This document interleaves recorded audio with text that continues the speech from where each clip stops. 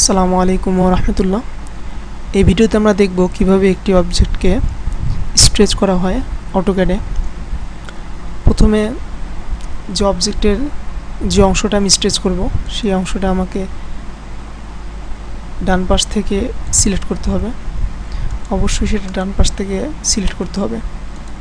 ডান পাশ থেকে সিলেক্ট করার পরে আমি স্ট্রেচ মডিফাই টুলবারে স্ট্রেচ যে আইকন আছে সেখানে ক্লিক করব। ক্লিক করার পরে আমি একটা পয়েন্টে আবার ক্লিক করব। ক্লিক করার পরে আমি যত দূর খুশি, আমি যেখানে খুশি বা যদি নির্দিষ্ট দূরত্ব দিতে চান তাহলে আপনি এখানে 2 ফিট দূরে আমি এই বস্তুটি স্ট্রেচ করব নির্দিষ্ট জায়গা থেকে। তো সেক্ষেত্রে 2 ফিট লিখে ইন্টার চাপলে বস্তুটা 2 ফিট স্ট্রেচ হয়ে গেছে। আর যদি আপনি আপনার ইচ্ছা মতো স্ট্রেচ করতে চান তাহলে বস্তুটা ডান দিক থেকে সিলেক্ট করে স্ট্রেচ ক্লিক করে আপনি আরেকটা ক্লিক করে যত দূর খুশি নিয়ে ক্লিক করলে আপনার অবজেক্টটা স্ট্রেচ হয়ে যাবে।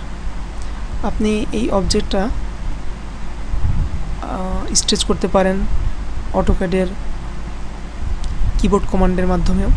তো সেক্ষেত্রে আপনার কিবোর্ড কমান্ডে যদি আপনি করতে চান তাহলে বস্তুটাকে স্ট্রেচ করার জন্য আপনাকে প্রথমে বস্তুর ডান দিক থেকে সিলেক্ট করে এস ইন্টার ক্লিক করার পরে আপনি একটা পয়েন্টে ক্লিক করব।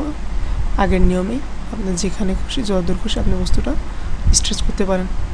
আমি আবার বলতেছি, অটোক্যাডের কিবোর্ড কমান্ডে যদি আপনি স্ট্রেচ করতে চান তাহলে বস্তুটা ডান দিক থেকে সিলেক্ট করার পরে যে অংশটা আপনি স্ট্রেচ করবেন সেই অংশটা সিলেক্ট করার পরে এস ইন্টার চাপার সাথে সাথে পরে আপনি একটা ক্লিক করবেন। ক্লিক করে আপনার যতদূর খুশি ওই অংশটা আপনি আপনার খুশির মধ্যে স্ট্রেচ করতে পারেন, অথবা কোনো ডাইমেনশন দিয়ে আপনি ওই অংশটা স্ট্রেচ করতে পারেন।